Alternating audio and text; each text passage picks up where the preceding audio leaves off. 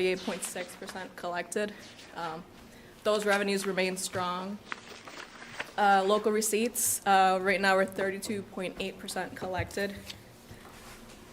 Overall, just for comparison, if you went back a year ago, local receipts were about $1.6 million higher this year in local receipts than where we were at this point last year. The overall general fund is 2.7 million higher, or 8.2% higher than where we were last year.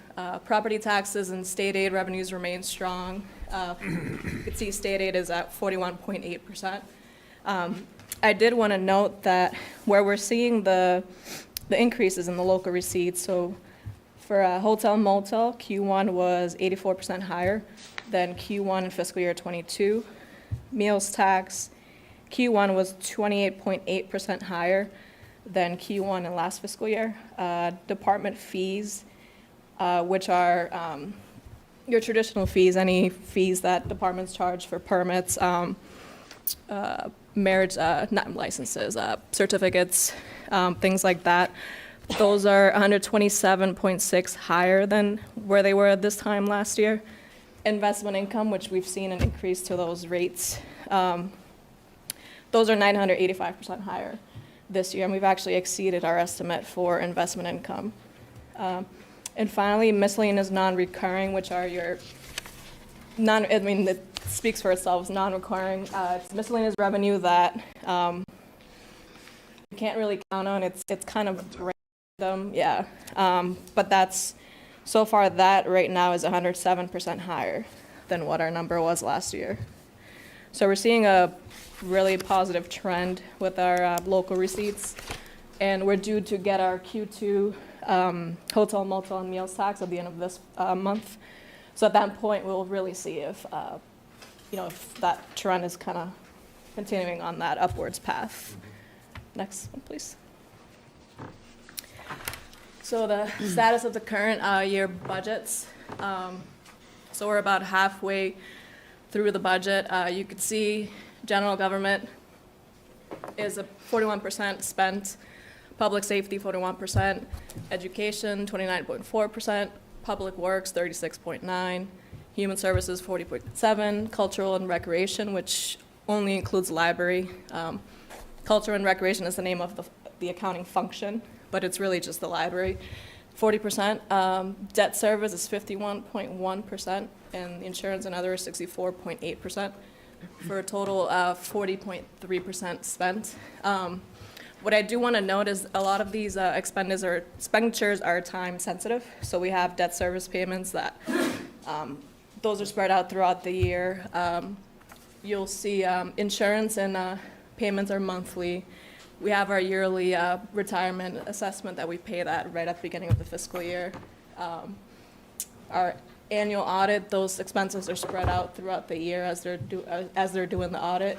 And then you have just your regular monthly and annual recurring payments. Maria, are you concerned about the insurance line at all, or is that in line with your expectations? So that includes, yeah, that's pretty much where it should be at, because you have your Norfolk County assessment, which that's almost $6 million right there, and then you have your group insurance, your monthly payments there, Medicare. So that's really where we should be. Now, if we were seeing 60-something% in departmental budgets, that would be a concern. Gotcha. So Okay. there's a bigger spend on that one? Yeah, Okay. that one pretty much, that one and debt service will always have much higher percentages. Our property insurance coverage is usually paid in the first month of the fiscal year. So there's a big number that goes right into that. Yeah, Good. those There's are a big expenses discount that for doing hit it. right in Right. July. Okay. Next slide. So then, as we get into the forecast for fiscal year 24, as Bill mentioned earlier, these are the preliminary numbers. All of these numbers will be changing as we go through the budget process. But right now, if we take the property tax levy, so the current fiscal year levy is $58,129,416. What you then do when you project for the next budget cycle is you go up by the allowable 2.5%, Prop 2.5, and then we have an estimate of new growth of 915,000. and then you add in your debt exclusion, which you know what that number will be. So we come out to 60.3 million, which is a 3.87% increase. Now this number is strictly just the levy. Once we actually go through the budget process and the tax recap, that's where, property values and all of that will come into play. But this 60.3 million is essentially the max that the levy can be. The next category is state aid. Usually when we start the budget process, we keep that flat just because we don't really know what that number is yet. Local receipts, we're remaining conservative with that one. In fiscal year 22 and in fiscal year 23, we had a large increase in permits, mainly because of the renovations over at Gillette. So that's money that you really shouldn't count on a year-to-year basis. Same thing with concerts. We are including some events in our projections, but obviously you want to be conservative when it comes to what are called your elastic revenues, because those kind of just go up and down based on the economy. Do you have the minimum in there for the pilot, or do you have? I'll get that into one of the next slides, Okay. yeah. The next one, indirect costs. Once again, this is another revenue source that we keep flat in the very beginning. As we go through the budget process, we'll actually calculate those numbers. And then finally, we get to the available funds. So these are your other funds, such as your ambulance, overlay surplus, your recreation, indirect costs, and free cash. And for right now, we're keeping that flat. Next slide. This one, so this slide goes over the tax levy in detail. So you could see, you take your prior year levy limit, you go up 2.5%. The new growth right now is estimated at 915,973, which that's the 11-year average. Then you get to the levy limit, you add in your debt exclusion, and that's where you get the 60,380,000. And as I mentioned earlier, that's the max that the levy can be. It doesn't mean that that's where it's going to be, but that's the cap, essentially. Then we get into the state aid. Once again, we're keeping this flat for now. Not much to talk about here. Next one. Local receipts. So here you could see the detail for the local receipts. So a lot of these we're keeping them pretty much, if you look at the budget fiscal year 23 and then the preliminary FY24, a lot of the numbers were kept the same. For the pilot, as you questioned, Seth, we have that at 2.7 million right now. What we saw in previous years, prior to COVID, that number was up in the 3 millions. We're hoping to see that, at some point. Sure. The good thing about local receipts is, while we have an estimate for every single one, you really look at the bottom line. So even though you may not meet your estimate, as long as bottom line you do meet your estimate, you're fine. So what were to happen, I thought at one point, I could be wrong, I'm thinking back 3 or 4 years ago, didn't we usually just put the guaranteed number there? So why I'm asking, so if you're going to factor it in, what happens if, God forbid, we had another COVID year or something happened, or Taylor Swift got sick and canceled her tour? So isn't it better safe practice just to use the 1.3, or I don't know what that exact number is, and roughly that's the guarantee number? Aren't we better off to do that, and whatever is above and beyond, then maybe then that would help us with free cash? Or I mean, yeah, you could do that, but the 2.7 includes, so it's football, soccer, usually they have lacrosse, and other random events over there. So that's factoring all of that in. So far in this fiscal year, without even getting any of the football money, we're at 1.2 million, and that's just strictly from the summer concerts and a couple of events that we've had since well, see, then. that's kind of my point. The above and beyond. Football is a guarantee. Yep. Soccer is pretty much a guarantee, unless for some reason he decides to move the team from playing here. But do we really want to have that extra in there? I mean, that to me, that's You never know. They could I throw in think it's a extra content fundamental in. thing, though, that it's like a fundamental practice, that people used to disagree that it was always underestimated. So I get both sides of it, but, you got to look at the other side of it. I think we intentionally moved away from that a little bit, was my understanding. Yeah, that's what we've done since, Yeah.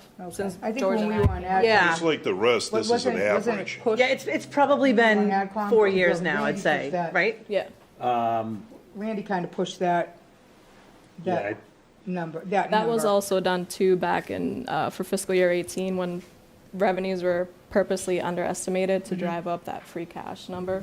Okay. So by. Yeah, I mean, I'm just wondering, Yeah. I mean, no one saw the COVID year coming, and that destroyed everything. So that's why I'm saying, is it a better practice to? When we know ahead of time, like we currently have the event schedule, so when we know ahead of time, we can kind of project what we'll bring in for those. Fiscal '24 should be one of the biggest years you've ever seen in this Yeah. town. For stuff that's already planned and guaranteed. Don't forget, you've got the Army-Navy game next year, you've got Taylor Swift actually Taylor Swift's going to be in this fiscal year. Yeah. But you have shows planned, the multiple shows planned throughout fiscal '24 already. That's in a way in addition to football, soccer, Yeah. lacrosse, everything else. So Oh, yeah, I mean, it's I probably one of the understand bigger that. years It's- planned. For me, it's kind of spending money that's not there yet. Well, That's why I'm questioning it, that's all. Well, none of the money is there yet. It's all a projection into the next. Well, I think it's a change from the departure from what you're used to seeing at one point, but that was actually. 4 years, I'd say, maybe? Yeah, it was, we've been doing it this way for a long time now, so. I but think I had the same question last year. to be Yeah, honest. yeah. So, but I think, Stephanie, with regard to what you're saying, I mean, I also heard, since I've been here, that we're way underestimating that number, to the point where people were getting very concerned about it. Yeah, and if I could just chime in real quick, just to make it, because that was my first year as chair. We had a conscious effort to do that because there was a concern of underestimating it. I think that's about when you came in too, George. And we just had a fundamental shift in thinking at the time. Okay. We're not overshooting it, but Yeah. we're not super undershooting it either. 2.7 is still conservative, basically. It is. Yeah. If you take a look at the averages over pre-COVID, it's actually still conservative. It hit 3 million a few years. Let me just see here. And another point I wanted to make was the 3-year average prior to the pandemic was 11.7 million. So Yeah. right now we're projecting 11 million, where we kind of have some wiggle room as as we go through the budget process, you'll really see where your major costs are your fixed assets. So once those numbers come in, we have some wiggle room to be able to make it all work. Next slide. Here we have the available funds that, as I mentioned earlier, these are overlay surplus, free cash, ambulance receipts, and recreation revolving.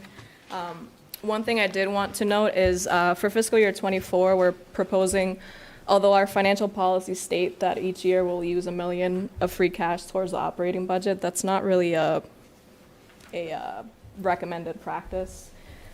Because when you're balancing your budget, you shouldn't be using one-time revenues to balance your budget, essentially. You should be using revenues that are stable, not even with the local receipts, elastic revenues. So one thing that we're proposing for '24, although right now I have the $1 million in there, the plan is to reduce that number and eventually wean off of it completely. Hero. I think everyone's in agreement on that one. Yeah, that's something that's not, the town has been okay. That's been like the past practice for many, many years, but it's not something that's recommended. Next slide, please. This slide goes over our free cash certifications. So our fiscal year '22 free cash came in at 5.2 million. I did want to note that this 5.2 is not reflective of the remaining catch-up payment that we have for OPEB. Which that's being proposed for the January special town meeting. And then our financial policies target an annual recharge of $2 million. And as you see on the top right side, the 3 and the 4-year average are in the $4 millions. So we came in above that. Next slide. So Marie, the 5.2 is coming down, is what you're saying? Yes. By the recharge of 1.5. Yeah, it's 985 for the general fund portion of OPEB. So it's more around 4.3. Got it, okay. And can I ask a question? I know the answer, but I want to hear it explained for everybody so they understand. In 18, when we had 8 million in there, the reason was because we were trying to make sure that we got the right So rates for the school, right? Right So- down payment, Right? right. That's Yeah. correct? You funded the school within the budget without doing a debt exclusion override. Yeah. And by doing that, what they did is they built up that fund so that they could pay down some of it up front. Yeah. And so that's why it was so high, but as Marie, and I know it's not all on there, but I think if you really looked over 10 or so years, it was always $4 or $5 million. It was Right. that That was the couple of average. years that it spiked up to the 8 to sort of pay it down before you got there. Yep. So it artificially stretches the number. Right, Right, So- that's why I wanted to bring it up. right. So it's interesting to point out that there was, if you take a look at the 5-year average and the 3-year average of where free cash was, even if you take out the OPEB payment, it's actually, it's nearly, it's like right at the average. So we're still right there. next slide. So these are the indirect costs. Once again, we have this number flat. And as we go through the budget process, we'll actually calculate these. Next slide. So these are the available reserves other than free cash. So when we talk about rainy day funds, it's your stabilization fund. So the general stabilization fund has 4.1 million and the capital has 290,000. Currently, those balances meet the financial policies. One thing that we are proposing for the special town meeting is to add more money to the general stabilization fund. So we're proposing to add another 200,000 to that fund, just to stay in line, because we know that the '24 budget will increase. So to stay in line with our financial policies, we're proposing that. And you're referring to the top line, The top top one, row yeah. is the general? That's the general one, yeah. Okay, thanks. Next slide.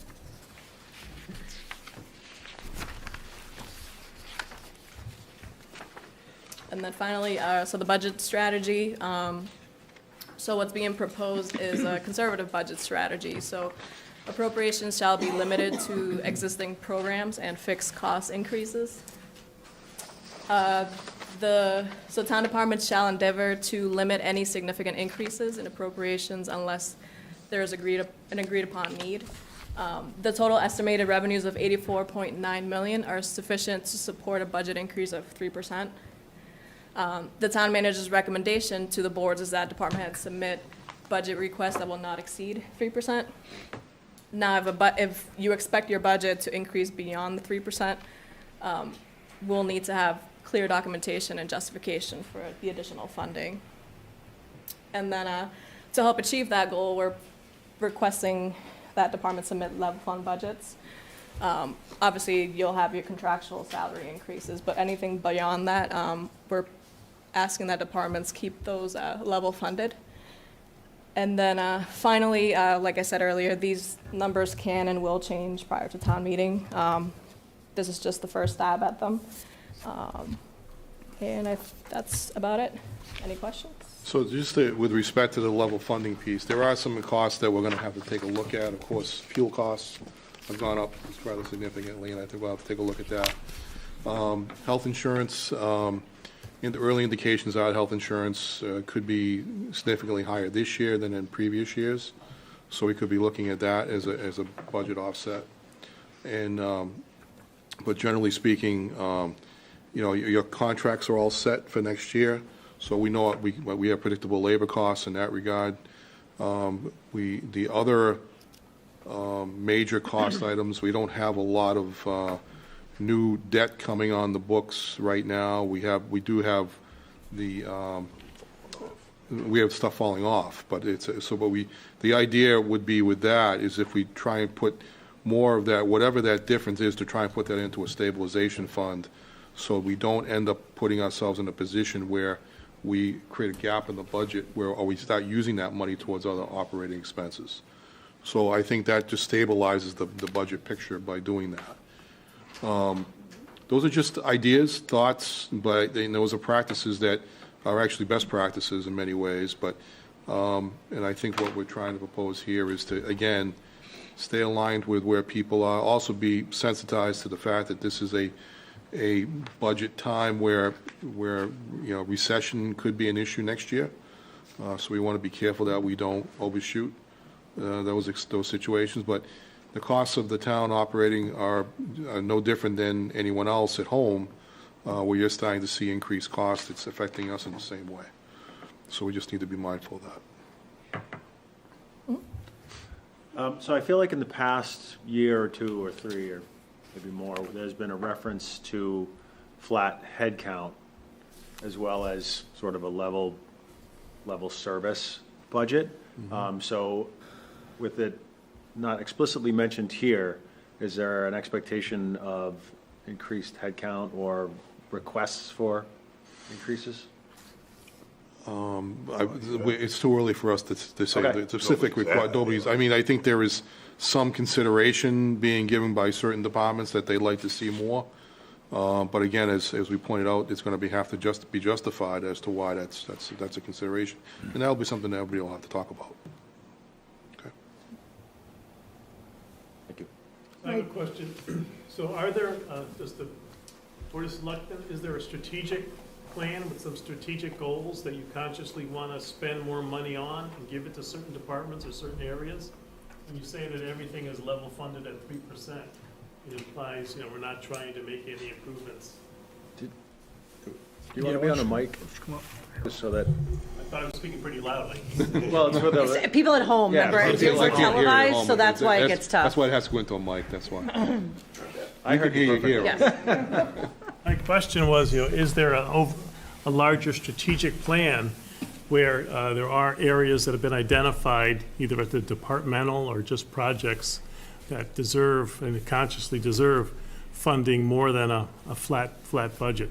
I get the impression that everything's level funded, 3%, that's the goal, and there's no overarching strategic initiatives that are being built into the budget. Do you want me to take that one? I mean, I think a lot of that we can do within budget, and then there's also grant stuff. So like if I was to think of the permitting software, for example, I don't remember how much the grant was, but some of those strategic improvements are being executed with grants. We do have the town manager's goals. I think we'll have to relook at that a little bit, with a new town manager coming on board. But I think I wouldn't say because you see level funding that there's no strategic projects that are looking to be executed. There are some that are coming, and there may be more. I don't know, Bill, if there's any others, that are coming. But finding alternative means is certainly a big thing that we look at as a town to execute some of those. So there's other things to consider, capital improvements. We've had conversations internally about how to plan for those. We hopefully will be in a position in a few more years where we'll be able to free up some expenses because of our long-term obligations on OPEB and also pension. However, the stock market's playing a little bit of havoc with that right now, so we're going to have to be mindful of that and see how that plays out. But generally speaking, the growth of the organization is going to be dictated by, for instance, I know that in public safety, those things are being driven by call volumes, response times, things of that nature that are affecting their ability to perform at the expected level of service that people want.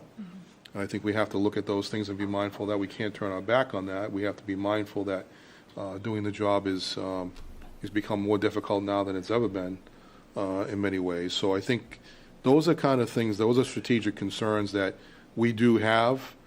I think in a guideline, we have to come up with a guideline. That's but this is really what it is, and then we'll take a look at some of the more strategic considerations as the individual departments. And those start would be rolling them addressed out. as part of the budget process. as part of the process Part of that's the laid budget out. process, yeah. But it's a fair question. It really is Yeah. a fair question. Yeah, so we essentially, something that we're doing this year, trying to do, is to go for the GFOA Budget Award. And part of that process involves, taking the town's strategic goals, or in this case, the town manager goals, and tying those to each departmental goal, and then laying out how you're going to be measuring that progress. So, I mean, there's still a lot of work to do, but we'll go through all of that throughout the budget process. And when you say level service, that's mostly, your day-to-day expenses like office supplies, things like that. Now, if there was a major service that you're providing and that the cost to provide that service has gone up, then obviously we kind of have to Right, you have to respond to it. fund that. It's not saying that, we're telling everyone 0%, you can't go up. But obviously, as people submit their budget requests, we'll really go through them and figure out what we can do with the available revenues. Is there a 5-year capital spending plan? Do we have a plan for that? I know all the ARPA money kind of took a big chunk out of all of that, but do we still have one? We have the one from last year. So when we, after we do the March CIP meeting, we update that plan. Okay. So at that point, we'll be doing that. Anyone else? Yeah, I have a question about the free cash. Maybe maybe you want to reach out to Bill Euchner a little bit. So we just heard that part of this dip went because of, how we funded for the borough school. Where are you, might be a little too early to talk, but I know you guys got the initial from the state that have they already come out to take a look at the Taylor? So I guess my question is, if that project were to be a go, would, or maybe even somebody from the school department, I'm reaching out to Bill because he's the finance guy, but would we be thinking about seeing another dip in our free cash for? Or an override? If we're going into another project like that?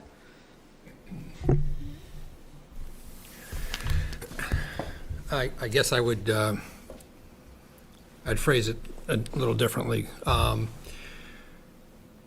So the Taylor project itself, we will have an answer within the next few days, I think, from the state on whether or not that's a go or no go.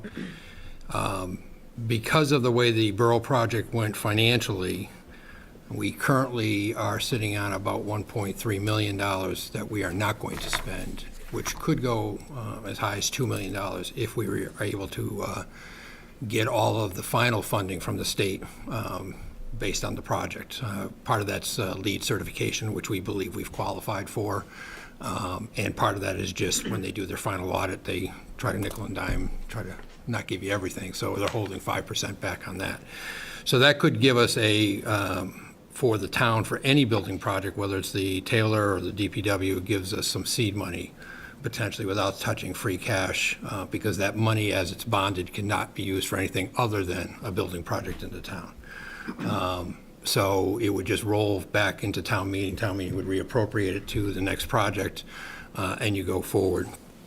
So in the last project, when we did the borough, we did use some free cash, we used some stabilization, and we used some overlay money to do the initial process. I think I'll make a little bit of a correction to what was said on the year where we had $8.6 million in free cash. That had absolutely nothing to do with us intentionally trying to save money for the borough. That was basically revenues that were underestimated that generated a higher level, because you can't save money for free cash other than telling your budgets not to spend it. Right. So it's a revenue difference. So we're not looking to have a free cash, or try to generate a free cash thing. Generating free cash is either based on your local receipts or tax receipts being higher than you anticipated, or expenses being lower. That's the only way you're going to really generate it. Or you get additional state aid that you weren't anticipating, could also go to that direction. I think in this case, whether it's the Taylor project, the DPW project, or the COA project, as we move forward here, you would strategically use free cash to try to at least get to the first phases without having to go out to bond. And then, because the biggest cost is obviously in the construction phase, which is where you would go to the bonding side of it. I think when we did the Taylor, we used roughly $2.5 million between all of those funds. I think we were very fortunate. If you remember, we put a lot of money into the capital stabilization fund. which we now, I believe you just showed about 280 or 290,000 sitting in it. So we haven't been able to do that, to build that back up again. Were we putting like 500,000 at one point into that stabilization fund? I think we Yeah, were we a did. million plus in the stabilization at More the than time. that, yeah. Yeah. Again, we had a couple good years. I think that 8.6 year was one of the years that we flipped some of that into that capital stabilization, what was Switched coming it at over. us. So, yeah, so I think there's whatever project it ends up being, we have some seed money already, which is really nice coming out of the borough. We were able to keep pricing lower than we expected. Unfortunately, current pricing is much higher than we were 5 years ago.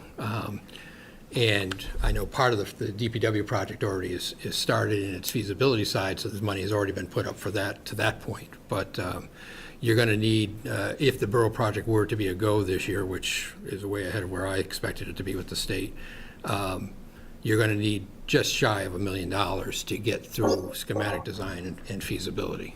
And again, if we could just roll that out of the borough project, then the taxpayers aren't looking to fund anything until you get to formalized bidding numbers. Didn't we go to town meeting for like between 600,000 and 700,000? Well, 700,000 was the first time Yeah. when we did the thing, Yeah. and it was about 600,000 between the OPM and the architect, just to get that phase done. Yeah, typically when you have a major capital project coming up, I mean, the town already has a capital stabilization fund, so you just take funds from free cash and just start building that up. In this case, we have money for the Burrell, which can be repurposed. Another option too is to start building regular ongoing capital into your operating budget. Whereas normally when debt service drops off, that gets absorbed into the budget. What you can do is take that money that's dropping off and just repurpose it into the capital stabilization fund. Or you could just create a budget line for capital and just have that. That way you'll have ongoing capital, in your operating budget. So there's several options with that. So the big, from the 8 million to the 6 million, that was when we started the borough? That was when we started that process? That was the big, so that's a combination of just what have we spent on for CIP and what we Yeah. put forward for the borough? Yeah, we actually, I think if you look at that year between those two, we used more in the operating budget than we traditionally did at that point in time. But, so, again, I think we were trending higher up to the 8.6. We were actually down below in the 4s, 5s, and 6s. Now we got up to that plateau. We had a couple of really good years at the We stadium. really did. It was, and it was, That- but yeah. those, I believe most Those of were that was like a 3 revenue million, generated, almost 4 million, yeah. not expense reduction, so. Yeah, so if all goes well, and you roll that money over that you have left over from the borough, may not have to see like $1 million go from free cash to start that budget. No, I would say we would try not to do that at this point if we were Yeah. smart. Thanks, Bill. Quick question. Bill, is it too early to estimate what the cost of Taylor is going to be? I know it was a loaded question. You probably didn't want to hear it. No, I'm hoping economically, it's the issue right now is that when we did the Borough project, which was, a 50% increase in size and a full renovation, the square foot cost came in around $550 all in, which was architectural, OPMs, construction, technology, everything. The price I heard the other day on a project that just got bid was $1,000 a square foot. Now, I quite honestly think that's the economic times that we're in, and I do believe by the time, even if this project were to get the approval, you have to understand we would not be shovel in the ground for at least 2 years. By the time you get through the design, there's almost a 6-month process just to get to whether or not the MSBA will approve the project to move to the next step. So up to that point, you're really spending minimal money. After that's when the schematic design and stuff would come into play. So you wouldn't even get out to bid until sometime in 2024, and hopefully by then the economy will have cooled its jets a little. And the project, I mean, dollar-wise, could be exactly where you were, but Yeah, I would say scope-wise, it's Yeah. very similar, different issues within that building because of the design, but very similar in the scope. It's a full renovation. We believe the building is worth keeping and not tearing down and starting over. It has its internal problems, as we've noted before, with the way the gyms were designed right next to classrooms and the cafeteria the same way.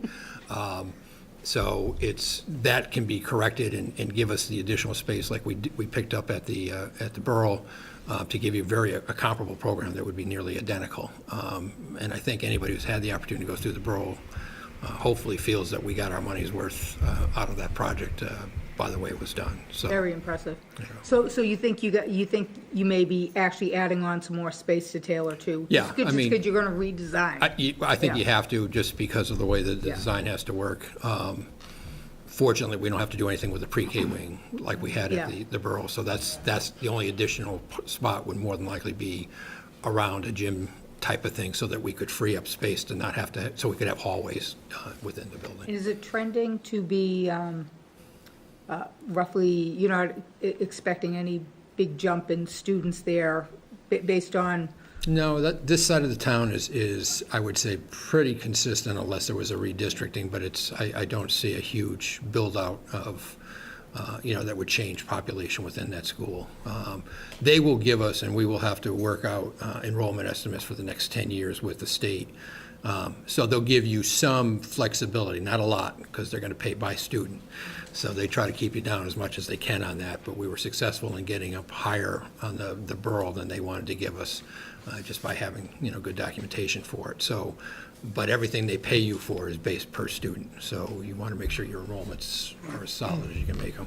Great. Thanks So so if much. everything went, we're looking like 2024, shovel on the ground, Yeah. solely, okay.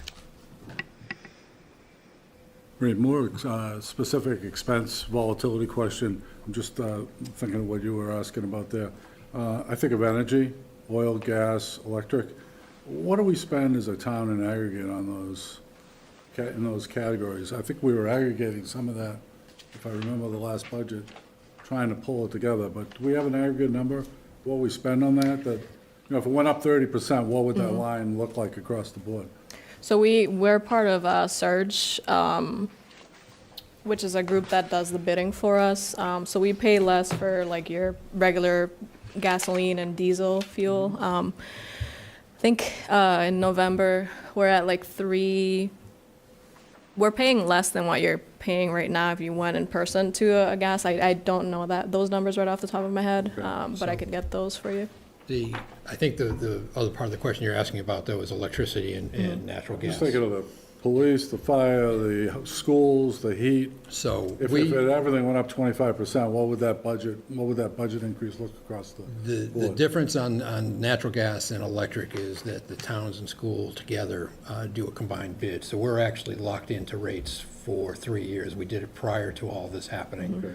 So we have a pretty good rate that we So go that out with. ends in 24, we're not- 25? we're not 25, I severely believe, is impacted. one of them, and 26 is All right, the so other. that takes the volatility Yeah. out. Okay, thanks. Yeah. Another piece to that too is that there has been 2 or 3 solar projects that we're receiving net metering Which we're seeing that credits you're on. metering back on those. I mean, again, it isn't huge, but it does offset it a little bit. That brings consistency anyways to the budget level. Okay. Yeah, the schools spend pretty close to $200,000 a year on gas between the buses. And so as an example, this year, we typically would budget, or we budgeted for $3.50. We're under that, as Marie said, on the gas side, we're over it on the diesel side. So we will probably take a small hit this year based on that, but I think the town side did the same thing as far as budgeting, closer to that $3.50 rate.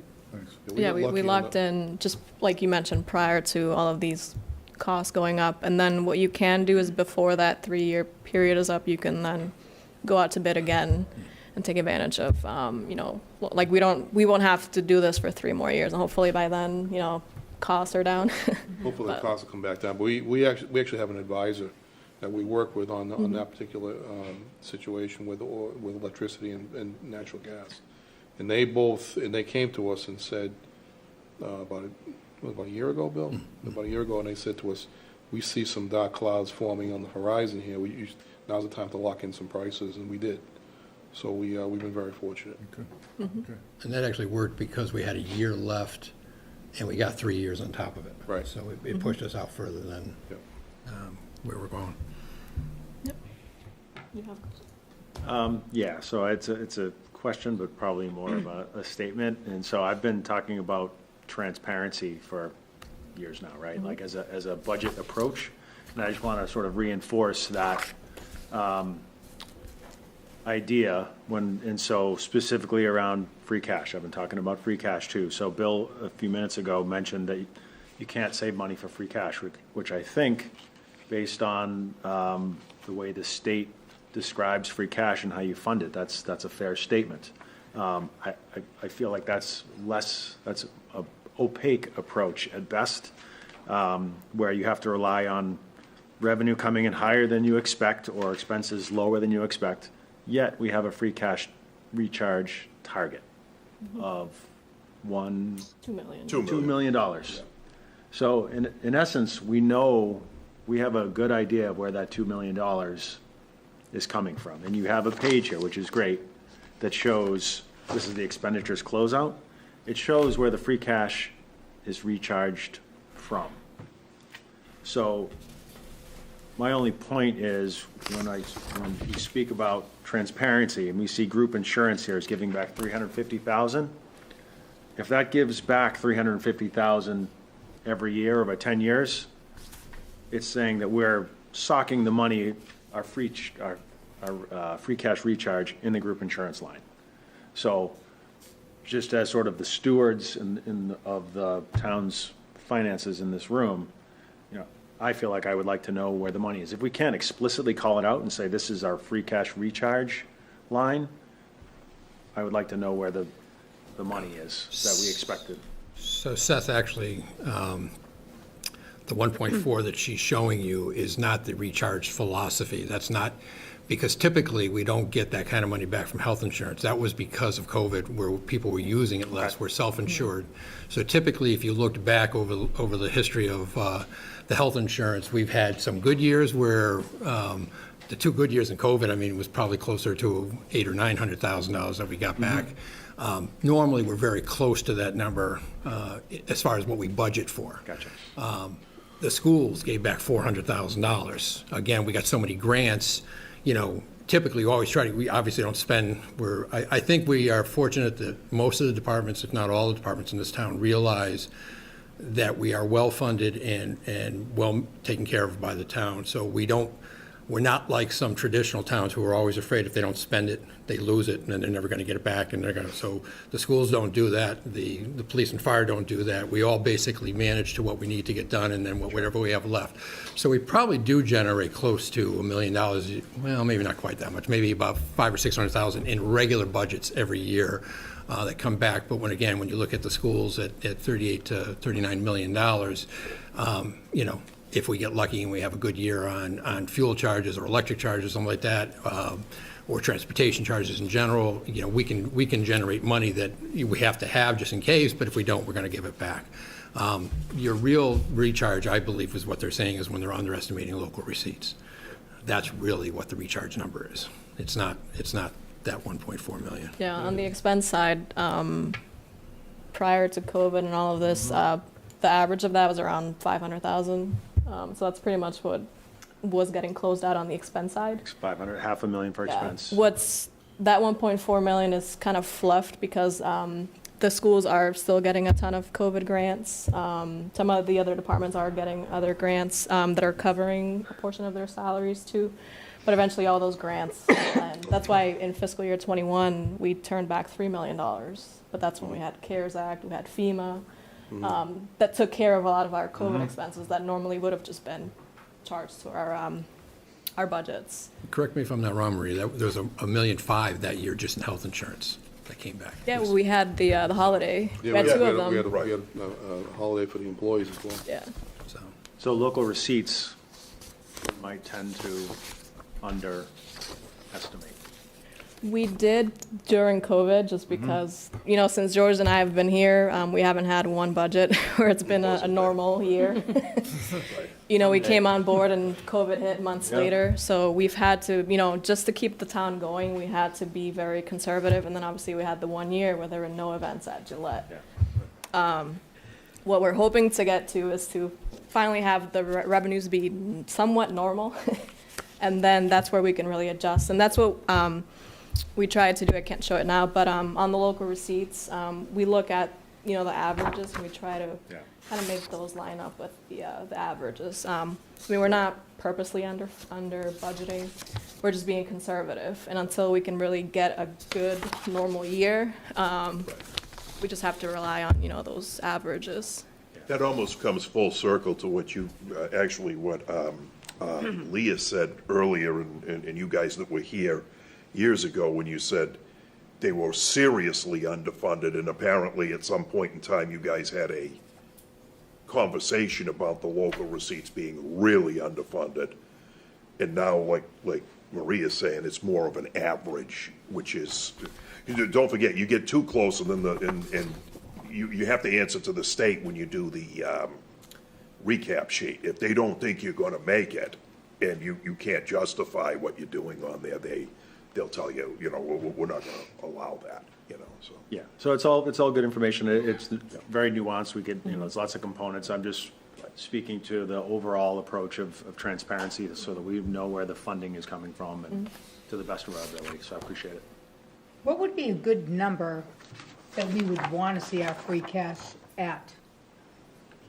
Like, you know, don't factor in COVID and, you know, I mean, what would be based on, is that number based on what our local receipts are, what our budget is? Is there a goal number for us to stay for free cash? Usually, so you have what's called free cash and also your undesignated fund balance. The financial policies show a target, I think, of 7.5, 7.5% of your previous Operating year's budget. operating budget. That's kind of where you want to be. I actually wrote it down. So the 5.2 million that was certified for fiscal year '22 has us at 6.53% of our operating budget. So I mean, I think that's a decent number. Based on Any- the financial policy that we, Yeah, but that number only made that because of the 1.4 that came back from the closeout money? No. Or no? what, say again? Was it? It's part of it. It's a combination of that, plus the underestimation Of of the the other fund. local So receipts. you start off with what you didn't spend from free cash last year, and then whatever you bring in on the revenue side higher than your estimates, that goes to free cash. And then on the expense side, whatever doesn't get spent closes out to free cash. We finished the year at what, how much, what was our final free cash number for the end of the fiscal year? It's 5.2. What was, no, what, the end of the fiscal year before we took on the new certification was around. Oh, there's it was like 2 million. Yeah. So we well, left, we started off with 1.5 million of unused free cash from the previous year. Oh, okay, because that's what, I'm looking at that, like 3.8 million, and then I'm saying to myself, well, we had, like, that 1.4 brings us to the 5.2, so I'm thinking to myself, we wouldn't, if we didn't have this money all come back, and like Bill said, like, that school number's a large number because of all the grants you got. So if that wasn't happening, we wouldn't have gotten back up to the 5.2, that's what I was asking, but that's not the case. It's not You're saying it was entirely the around case. 1.5 before, We started out Left. 1.5 was the So starting you- point. right. And we just added to that. Now you close out all your stuff, okay, and there's some overages there from the expenses. Yeah. Then there's we exceeded on the local receipts because they were underfunded and you're over. And then there's another piece to it too, is that sometimes you're collecting on old years' real estate and personal property that somebody hasn't paid. Or I'll give you a perfect example. Remember, we just sold that piece of property uptown, and I think it was about 200,000 a year or two ago, that suddenly came in out of nowhere, and that again adds to that surplus. Yeah, so on that slide, if you take the 3.8, which was certified the year before, from that, you take away the 1 million that we used for the operating budget. The 985 from the first catch-up payment that we did for OPEB, we pulled out about 160 for capital, 100 for the fire stabilization fund, and then we had some unpaid bills for 41,000. So that's how you get to the 1.5, and then that's your starting point. And then whatever the activity is in the fiscal year is what ultimately gets you to the 5.2 million. Anything else?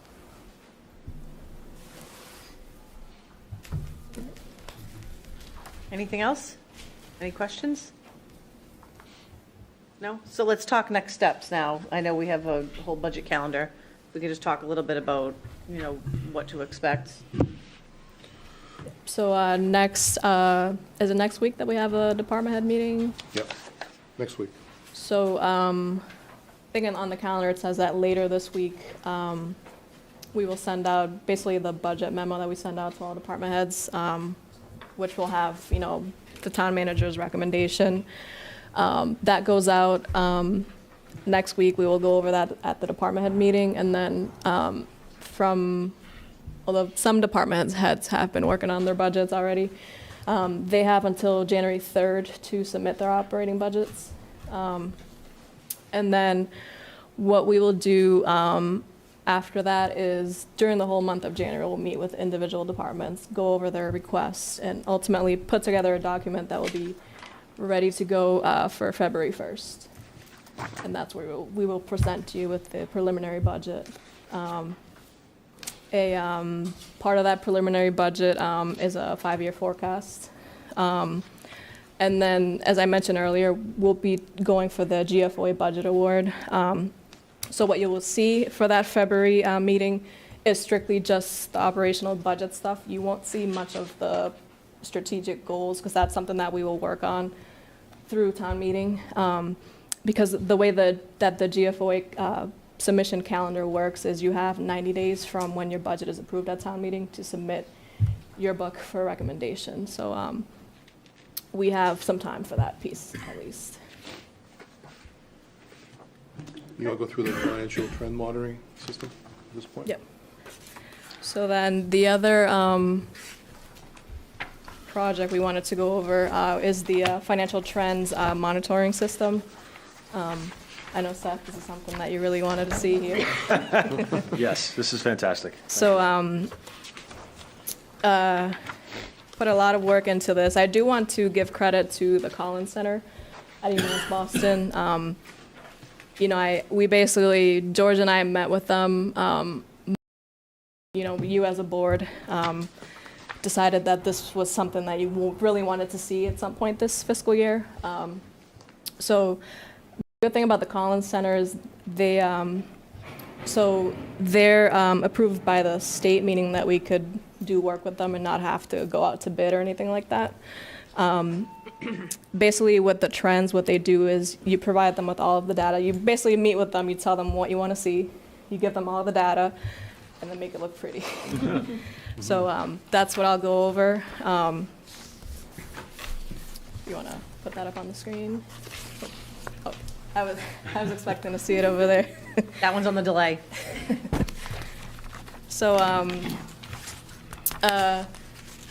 this here is just strictly, does everyone have this document? So We have this a bunch here's- up here, if anyone needs it. If anyone doesn't have them. So this here is just the table of contents. It just goes over all the categories and a description of each of them. I won't go into much detail about them. I mean, the chart tells you what they are. The next slide. So for those of you that do not know what FTMS is the Financial Trend Monitoring System. And basically what it does is it utilizes financial indicators to portray the overall financial condition of a municipality. And oftentimes they use the same indicators that the bond rating agencies use. And what you do is you analyze trends over a period of years. For this project, we did For some trends, we did 11 years, and others were 10 years. But each trend had at least 10 years of data. For this project, we selected 18 indicators as a starting point. This is something that's new here, so obviously, it's not saying that those will be the ones that, we'll continue to do every year. But I figured, these are some of the standard ones, and then I added some that apply to Foxborough, so where we have a lot of these elastic revenues, your local receipts that other towns don't have. I thought it would be good to see that. We added some too on our fixed assets and pavement management, which I'll go over shortly. And then just see, I think that's about it. That speaks for itself. The next page. So here's a summary of the 18 indicators. And basically what you do is you analyze the data. There's a document out there that explains, it basically goes over how to put these together. You could then customize them to your town or city. What you'll see is that most of them are favorable. We do have a few that are unfavorable, but we have explanations for those. And you'll see as we go through them. So then when we start with the first trend, Next thing. so the first one that we decided to do was the population trends. So the data for this we obtained from the town clerk's office. So if you look at the annual town report, that's where we're getting those numbers from. What we found is that the census is very unreliable. So we figured if we're going to do this trend, let's just decide on what data we're going to use. And we figured, the town report is it's a document that gets published out there, so let's just use the numbers that are provided in that report. And you could just see, the trend for the most part. The town has remained kind of the same, but you do see an uptick in 2021. The next trend. This one goes over the bond ratings. What you'll see was in 2009, the towns received a AA3 from Moody's and a AA+ from S&P.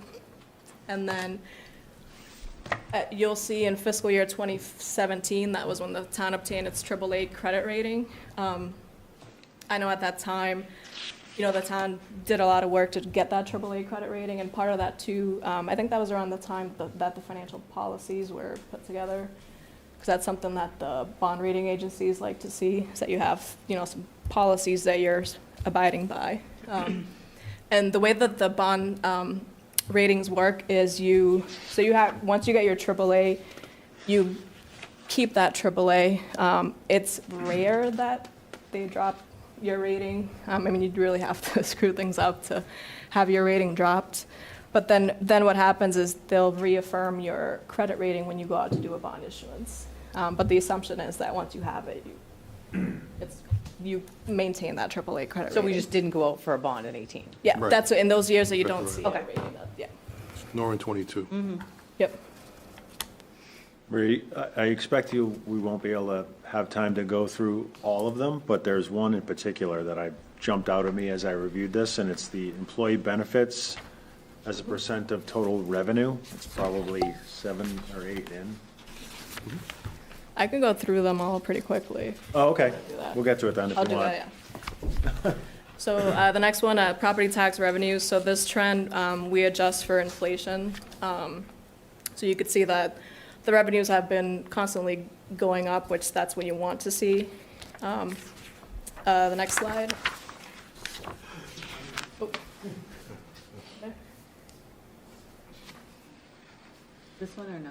I don't know what happened there, but this one just breaks out the levy, so you could see that the bulk of the levy comes from residential. And it shows that there's stability across all tax base categories. Something that is recommended is the town should look into possibly fortifying the tax levy with new commercial and industrial growth, in addition to well-articulated pilots for any significant nonprofit operations, and also looking at new revenue sources such as legalize cannabis or electronic billboards. That was one of the recommendations there. The next one. This one here, it's the percentage of uncollected property taxes, which Foxborough tends to exceed 99% collected for property taxes. The next slide just shows you the actual percentage collected. So what you want to see, you'll see in 2020 there was the percentage dropped a little bit, but that was when COVID hit. So that's the explanation for that. Next slide. In this slide, once again, we adjust these numbers for inflation. And what you want to see with this trend is that your operating revenues are higher than your expenditures. So the blue bars are your revenues and the orange bars are your expenditures. So you want to continue to see that trend. The next slide. This one is stated as a percentage of the total receipts. This one is uncertain because, I mean, the state is, you never know what they're going to do. The good thing about Foxborough is we typically don't depend on state aid. We start off the budget process with that number flat, and then we typically then adjust once we're actually doing the recap. But this isn't a revenue source that we really rely on.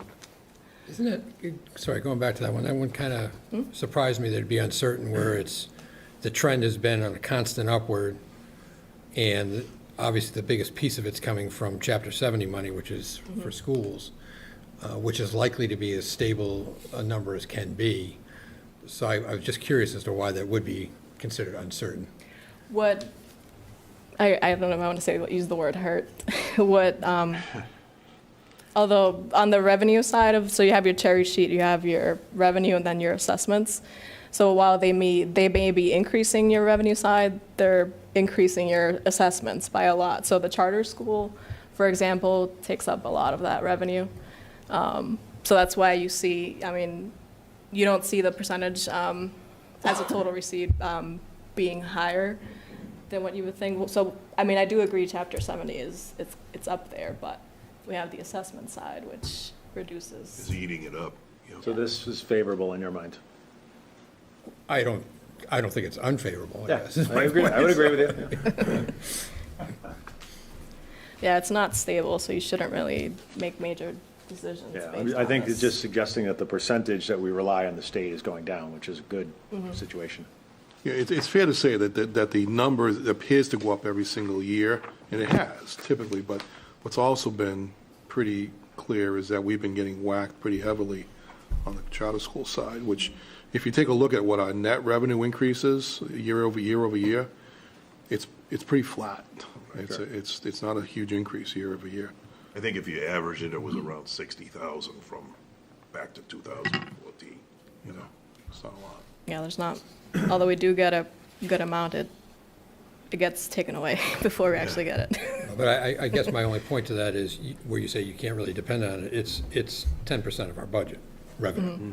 So, and it's coming in every year. So, I mean, I guess if you didn't get it, you'd be in a world. Yeah, It'd be no, I mean, probably like, get it, right. the I think percentage is she's higher. referring to, like, saying, let's look at it like we're gonna get another 150 or 200 on top of it. It's, in other words, we're going flat every year Yeah. until we actually get the money, you know? But isn't that certain? It's kind of Well, like, that's a certain. flat number to me is a certain number as compared to a dropping number. Right.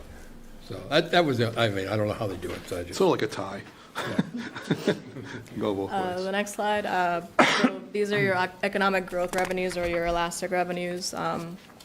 It's just a graph just showing you, it's another one that's favorable. Your largest ones are your motor vehicle tax, your pilot licenses and permits. These revenues are pretty much stable. The next slide. Same thing, it's just another way of looking at these. So most recently in '22, our local receipts were just north of 14% of our revenues. Next slide. So your free cash as of a percentage of the budget, this is what I was talking about earlier, where although 23 isn't on there, the fiscal year '23 free cash as of a percentage of the operating budget is at 6.53%, so we're starting to see that kind of go up again. Next slide. So then these are your personnel costs as a percentage of your revenues. And when looking at personnel costs, you want to be below 60% of your revenues. And that's pretty much where we've been since 2015. That's why this trend is favorable. This shows you that personnel costs have remained pretty much stable with, you don't see really any major spikes in the personnel costs. And then I think that was about it. The Pretty next one. variable, though. It's oddly variable. Or maybe I'm just misunderstanding, but I would think it would be a smoother line. Yeah, the main thing, like I said, with this trend, is you want to be below that 60%. That's really the. Was it grants too that covered certain employees? Does that affect it at all, or? So this is just strictly general fund. Any grant-funded employees were paid out of the grants. Where does the 60% number come from? That's kind of like the best practice. That's kind of where you want to be. There's this book like this thick that goes over all these trends. That's something I could share with you if you'd like. Okay. The next one is, so the benefits. The reason this is unfavorable, so this category, employee benefits, includes your group insurance, it includes your Medicare, your OPEB, and your pension, which over a 10-year span, the pension, at one point, I think it was about 2 million, now it's up Right. close to 6 million. Yeah.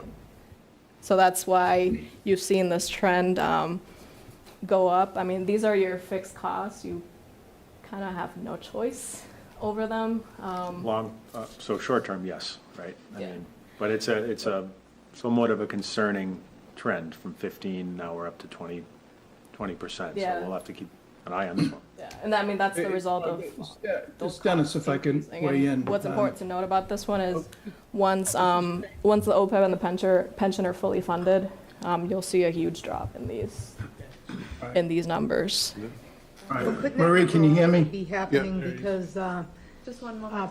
more people are retiring, people living longer. Is that why could that be why our number is higher? Do you know what I'm saying? Like, So this, trying to think, it's our group insurance budget, which does include a portion for retirees. But, the cost of benefits are increasing, besides Yeah, the that's quick right. COVID dip, that's just the Yeah. trend. Fact. because the benefits include the pension. So that's what I'm saying. You have more people retiring. Or I know the town didn't start in 1950, but say you just pick a year. And then as you're going along, all the teachers that started around that time, they've hit their 20, 25, 30 years, they're all retiring. People are living longer, so we're paying the benefits longer and longer. Is that why maybe we're at some point we're spiking on that number? Yeah, the pension on a yearly basis goes up about 7.5%. And that's an assessment that, it's a bill that we get that we have to pay. It's not, can't just say, no, we're not paying that. It's an actuarial The group insurance determined has number. gone up by a lot too. The OPEB contribution is on here too, which if we want to maintain our AAA credit rating, you should be funding these major liabilities.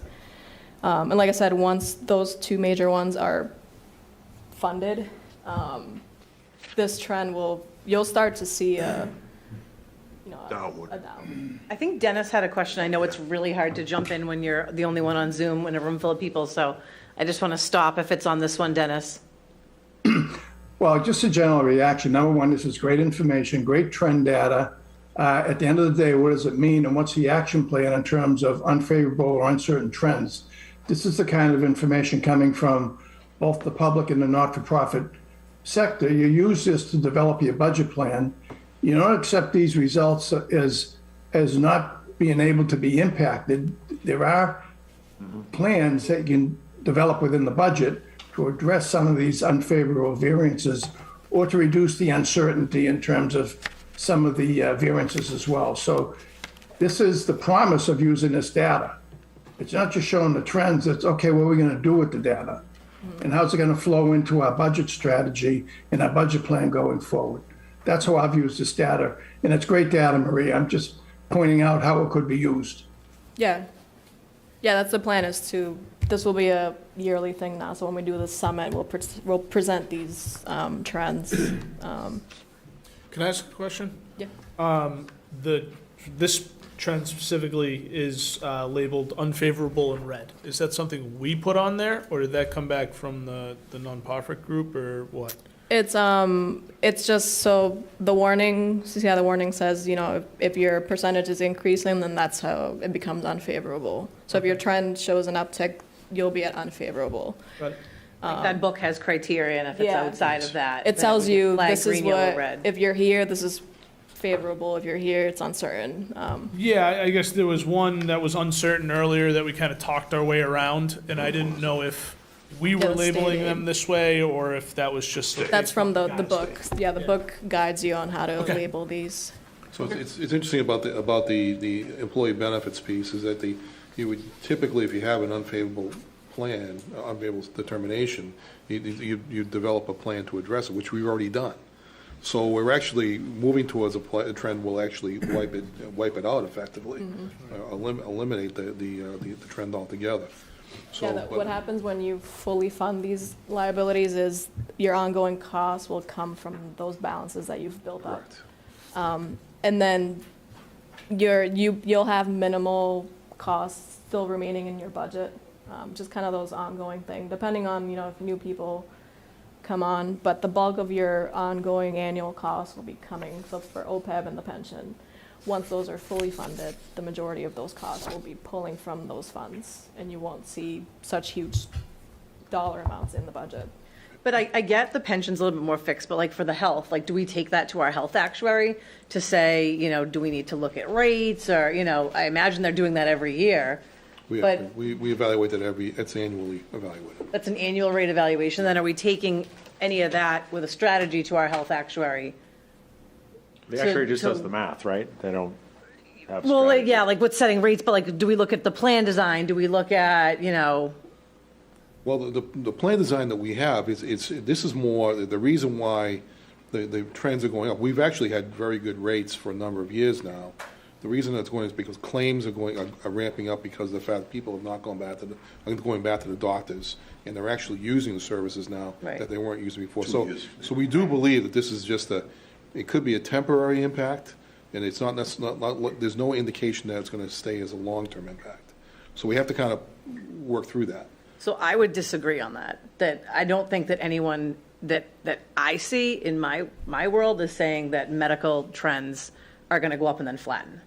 No, when I was talking about the claims piece, all right, so the cost Oh, of. usage, okay. The usage will level off, not so much the cost. The cost will Okay. continue to be the cost. I agree with that. Don't forget, we're self-insured, Right, no, I know, yeah, so we're not like somebody else who's paying regular right, rates. We're paying based on right, usage. right. And I think But that Marie's creates even a greater opportunity to impact the cost of your insurance if you're self-insured.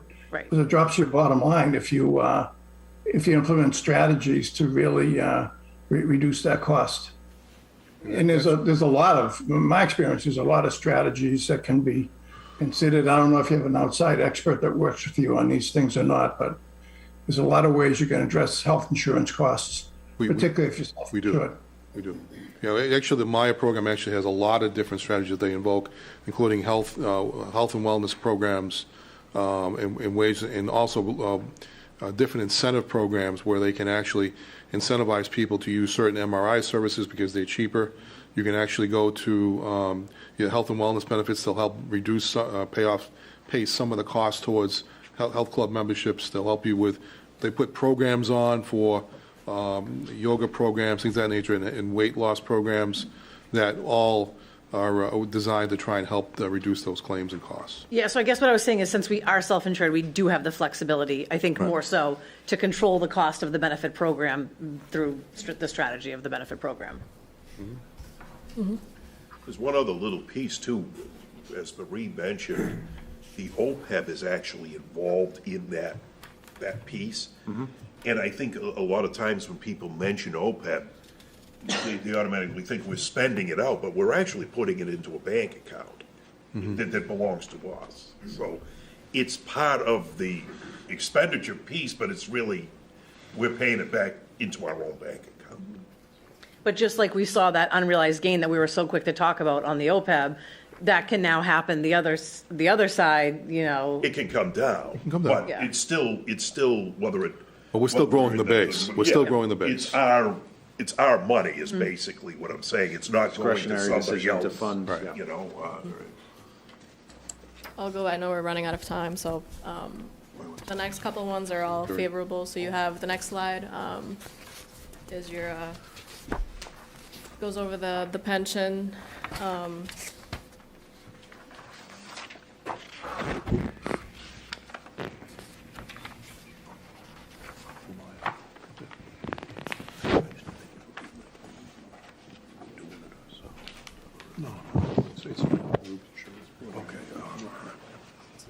So this one just covers our pension liability, which is favorable.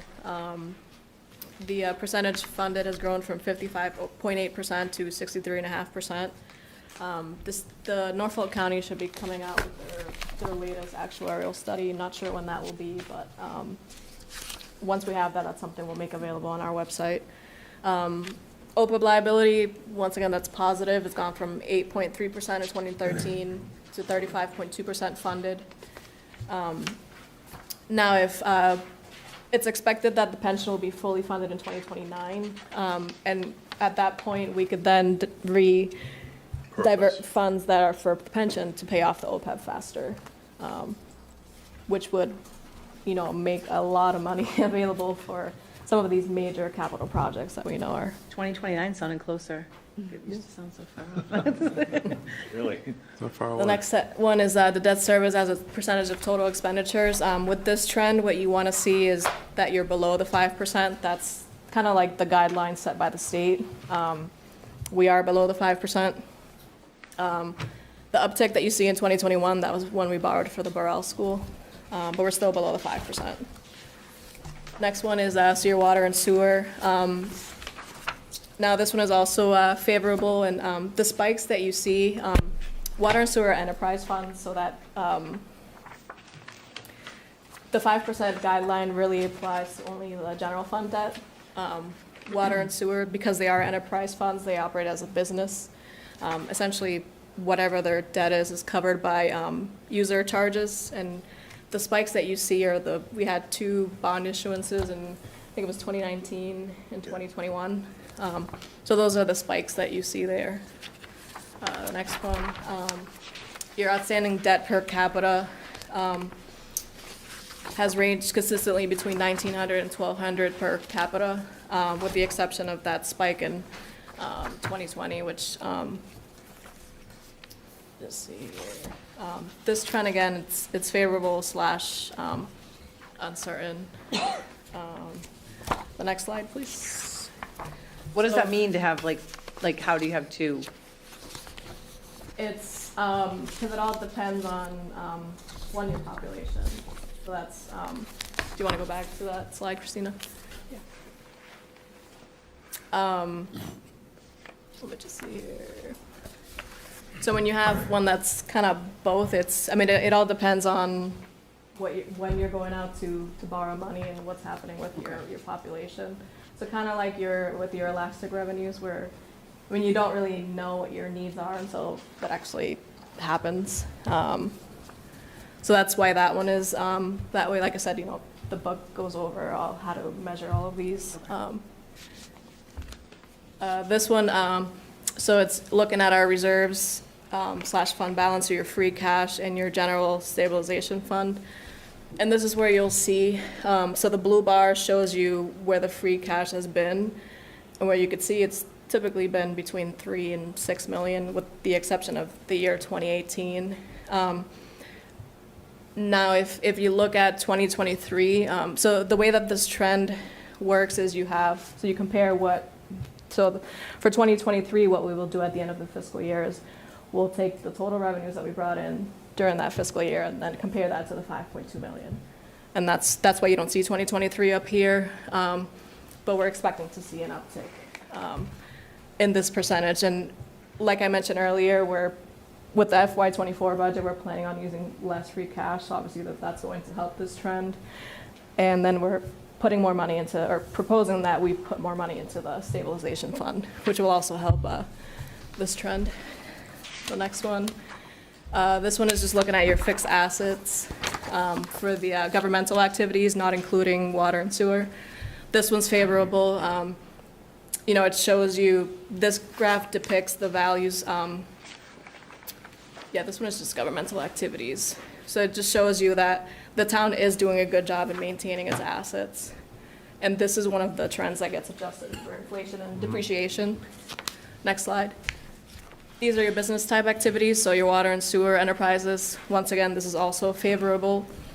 And the uptick that you see was the result of the 2 bond issuances that we did. This one is looking at both. And once again, you could see the increase in the net fixed asset value, even with the climbing depreciation. We might add a line on this one just to show the net. Okay, yeah. Next one is, so your road funding and road surface rating. I actually had to look up what the definition of the RSR is, because I didn't know. I didn't want to stand up here pretending I know what that is. So basically, your road surface rating is a numerical rating index, so 0 to 100, which is used to describe the general condition of a roadway segment. So a 100 rating is in like new condition, and obviously a 0 is an extremely Do poor. we use an outside firm to rate that? Yeah, okay.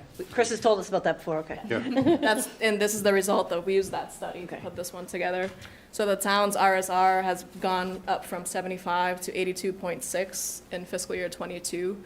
Now, what came out of that study is that the town needs approximately 1.1 million to maintain the roads, and between 1.5 to 2 to maintain the sidewalks. So if we want to kind of keep this RSR where it is, or even bring it up higher, the town really needs to look at providing some of that funding to tackle these costs.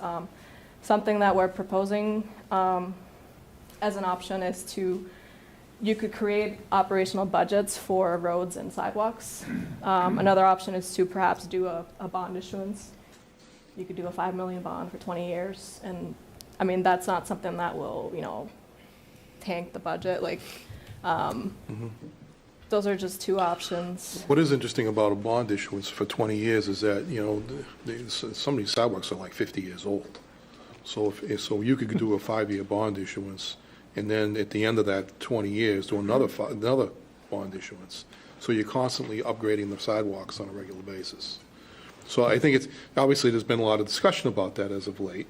So I think that may be one strategy to invoke, is to do one which will help keep our roads and sidewalks in a good place, which is what you really want to do as a capital asset management. Yeah, and but also have a manageable financial plan to do that. Yeah, with the roads, I did want to mention, so we have, the town does get Chapter 90 funding, but the thing with that is Chapter 90 is a grant. It's not a revenue source that goes to the general fund where it can then be, earmarked for a certain expense. It's a grant, but really you should look at, roads and sidewalks should be looking at as kind of like separate projects. And like I said, as part of the operational budget, where I mentioned earlier, when you have debt service that's dropping, you could repurpose some of that money and start building up that capital outlay that's part of your budget. That way you're routinely upgrading or maintaining your fixed assets. And then the final 2, just look at the enterprise funds retained earnings. So these 2 are unfavorable, mainly because the retained earnings have gone down drastically. This was something that was done purposefully. Obviously, there were 2 bond issuances, so just like we had to do with the general fund for the Burrell School, where we had to use free cash and overlay surplus to be able to make those payments, we had to do the same on the water and sewer enterprise side. One of the good things is that with the ARPA money that we got, we are going and replacing the water meters. So we should be capturing some of that lost revenue. So far for '23, the revenues are looking good so far, and the plan is for '24 is to obviously use much less retained earnings for both water and sewer. So this is another trend that just like on the general fund side where our reserves are unfavorable, this is another one where we're planning on using the less retained earnings as the revenues kind of get back to normal. And that should be it. Any questions? And I went through it very quickly because we ran out of time, but The forward-looking piece of it, the projection part, what do you have thoughts around that aspect of it?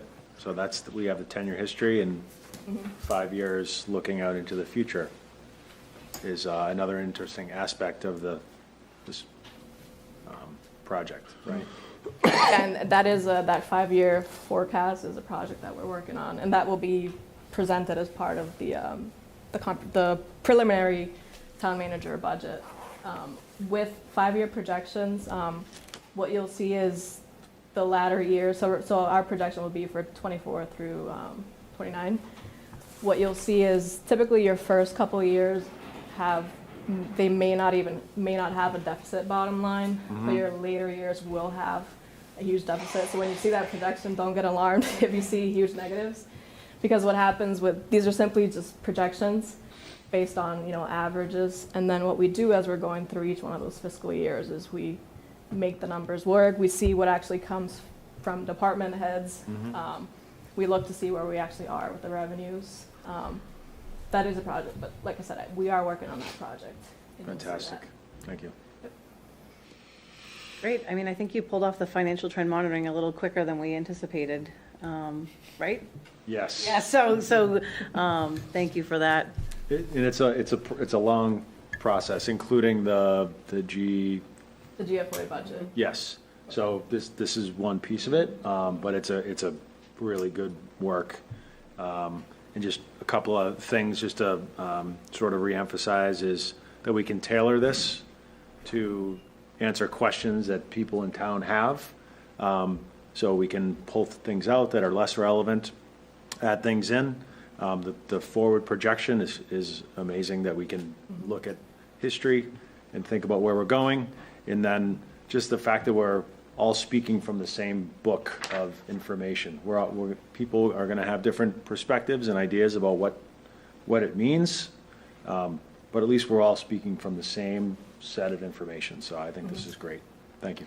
And if these aren't already out there, I assume you'll get them out on the finance department's page. They should be. Okay, they're already out there? Great. So it's interesting that it was, Marie pointed out the personnel cost trend, where it's been said on several occasions where our personnel costs are out of control. Actually, the facts don't say that. The facts say that we're actually staying below the 60% threshold, which is really important. And it's been like that for the past Since 2015. 7 years, 7 or 8 years. You're starting the it's a- analysis already, Bill, I see. Right. There you go, yeah. All right, so with that, Dan, I think you guys need to adjourn. I don't think you guys need to, so, if there's any other questions, though, I think everyone knows where to get in touch with Marie and get in touch with us. Bill, George. I entertain a motion to adjourn. Move. All in favor? All right, thank you. All right, great, and we are immediately going into our Board of Selectmen meeting, so if you guys don't mind just taking any conversations that you may have out to the hall, so we can continue right on. Just give Mr. Beck a chance to Oh, switch yep. over. So we're just going to end the cable access recording, and then start the new one for the Yes, I replay. just need to, Great job. That was really Yeah, great. good job. you did a great job. It's always a relief to have that done. It's always a relief to have that done. What happened with that one slide that had like the Yeah. Thanks, Dan. See you later.